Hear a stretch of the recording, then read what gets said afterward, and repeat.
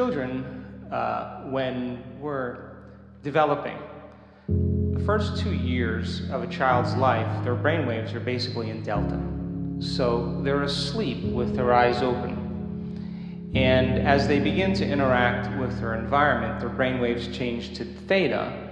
And theta is kind of like that twilight state where you have mystical experiences. But the first 6 years of a child's life, they're completely in their subconscious mind because that's what those brainwave patterns do. And as a result of it, all of their attention is on their inner world, feelings. So they have experiences that happen to them. And when the experience happens, they pay attention to their feelings. That's the primary modus for them. And then when they feel altered, they begin to look through their senses outside of them to see who or what caused it. And that event in and of itself is called an associative memory. So for the first 6, 7, 8, 9 years of our lives, as our brainwaves move into alpha and then ultimately into beta, when we get to beta, we're pretty much developed an analytical mind. And the analytical mind then serves as a filter or a barrier to separate the conscious mind from the subconscious mind. But that experience, though, is encoded in a memory system called an implicit memory system. It's stored in our subconscious. So then we don't know why we behave the way we do the rest of our lives because of events that have happened to us, but we're operating at a very fundamental level equal to the emotion that we've experienced. Another way to say that is, the moment you get in situations that bring up similar emotions that have branded you from the past, you return back to that 7-year-old child. And you behave in very limited ways because that's all you know, right? No one ever instructed you how to learn and to grow. So then people do all these psychoanalysis and they do all these different types of therapies, and a lot of times it never gets to the core of it because they never get beyond their analytical mind to make those changes. Does that make sense? So there are techniques and ways to begin to lower the volume of those emotions that literally are stored in that system.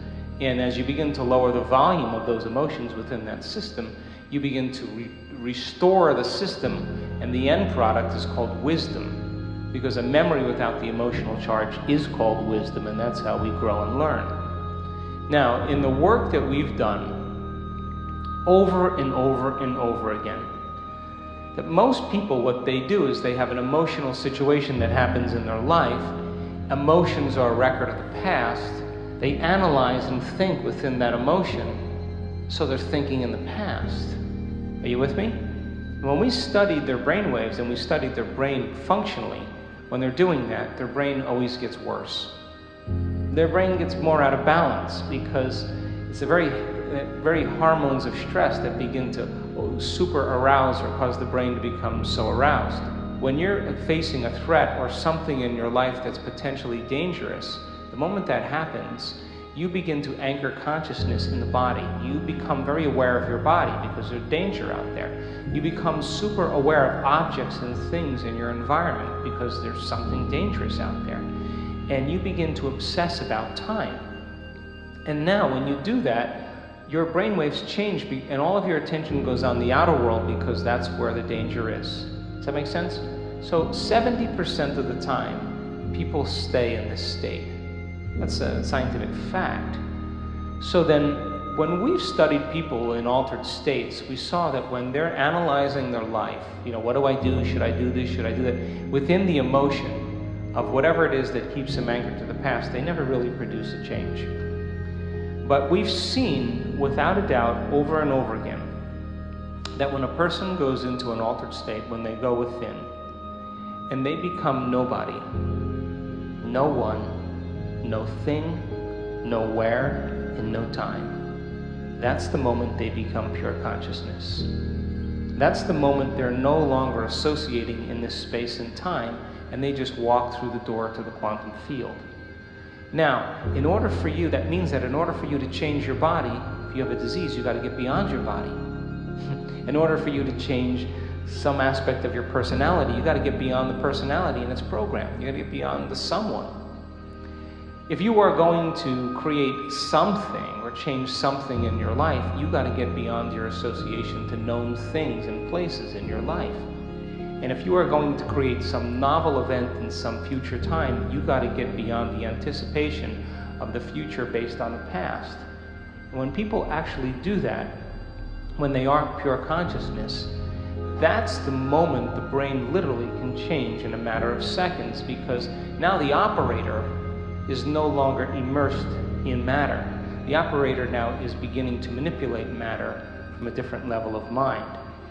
And so people can heal their inner child by doing their inner child work, by overcoming emotions, and it requires a certain amount of consciousness and awareness. It requires a certain amount of metacognition or mindfulness to observe who they're being and begin to modify their behaviors and create new experiences and begin to overcome some of those emotions that keep them anchored to the past.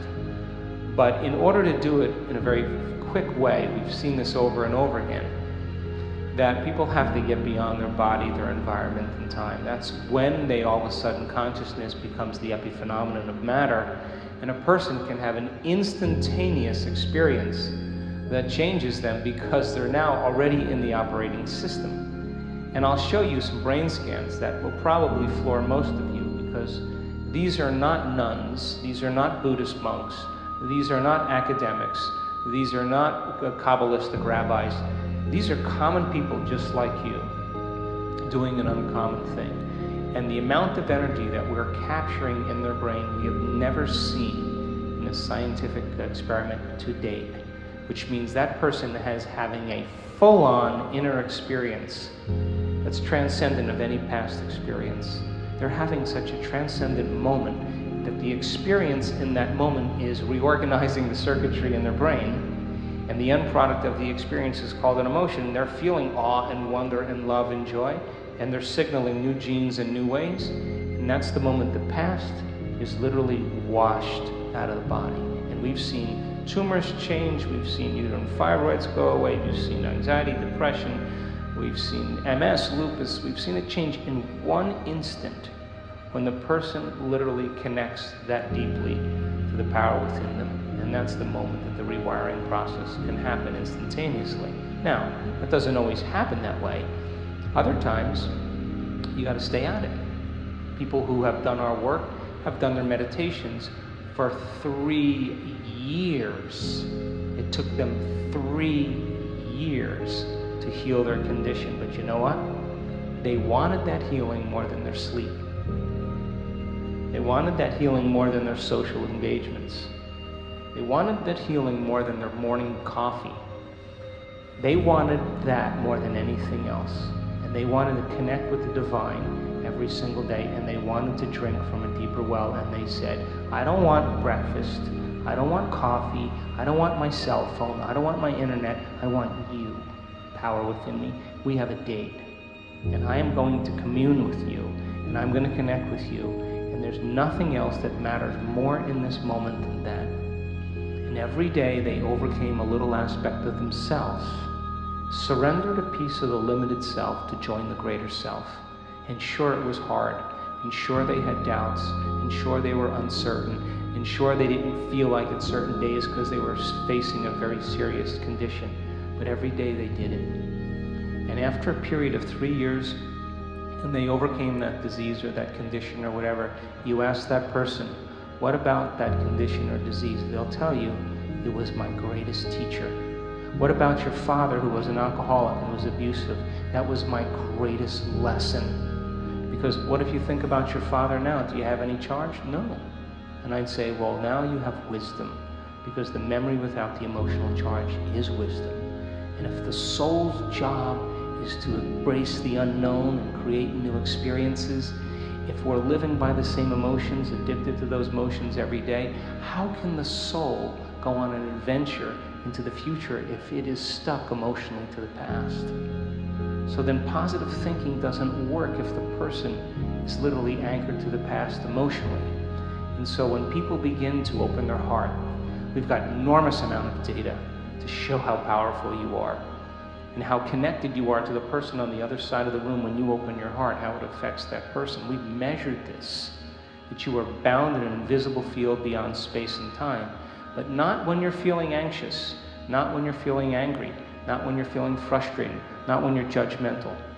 You're not doing that. You're actually drawing from the field around your body and turning it into chemistry, and your field shrinks. But when you open your heart and you begin to breathe through that center, and it's safe to open up, the field around your body can be 9 meters wide. That's science now. Now you're more energy and less matter. And that non-local phenomenon begins to have an effect on everybody that you've ever interacted with.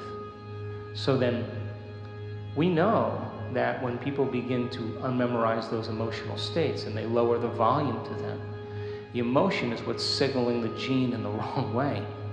And if the emotion is a record of the past, the moment the person overcomes that emotion, they're free now to create a new future. And according to the religious model, they're born again in the same life.